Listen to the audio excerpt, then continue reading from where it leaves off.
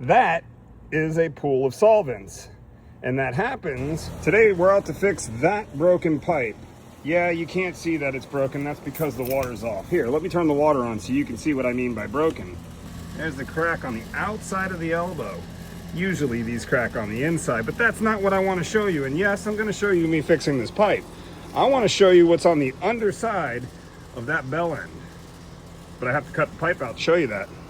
Let's go ahead and depressurize this system using my handy dandy house key.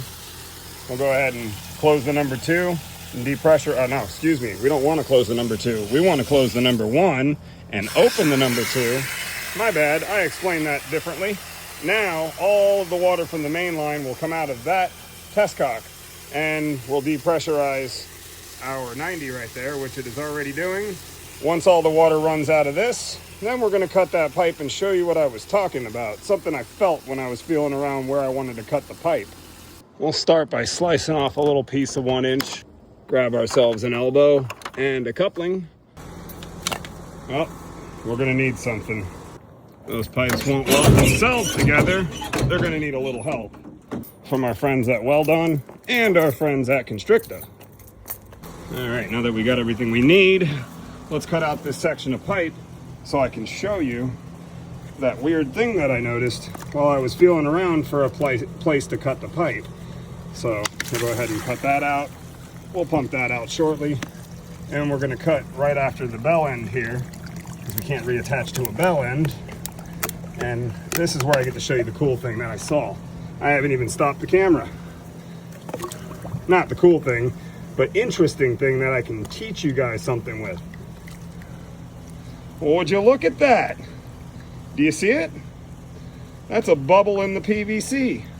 But I still can't show you what's going on here. I'm gonna have to cut this pipe up a little bit more. Let me bring it over to the truck.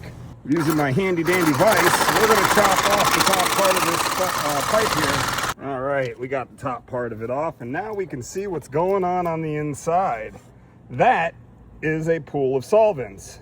And that happens when you put too much glue or solvent onto the fitting and or the socket. What ends up happening is all of that solvent sits right there on the bottom and pools there, and then eventually would have eaten through the pipe completely. As you can see right here, gravity was doing its thing. Don't use too much glue. Let me show you how much solvent you should be using on, say, a bell end like we found here that we just cut out, the one that was all messed up. I don't have a tripod, so I'm just going to show you what it looks like once I've got the glue on there. Before you apply the glue solvent, you should prime the pipe, which I've done there, and the socket, which I've done here. And I know what some of you are going to say. It says it on the back of the can that you can use this without primer as long as it's non-pressure system above 6 inches or pressurized system below 6 inches. You do you, but I'm going to follow the uniform plumbing code and use both. All right, let me go ahead and get the glue on there so I can show you how much of that to put on. It's enough. It's just not overly liberal with glue dripping off of it into the water there. The same goes for the socket. And then it's just a matter of pushing this on, which just occurred to me that I need to cut this pipe in order to fit it on there.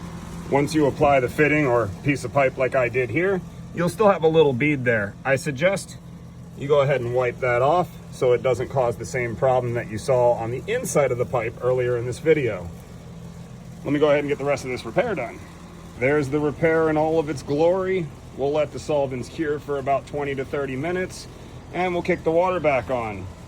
I'm not even going to put the dirt back in the hole until I've done checked that, because sometimes I get a little overly confident of my own work and then I force myself to dig things back up. I'm not doing that today.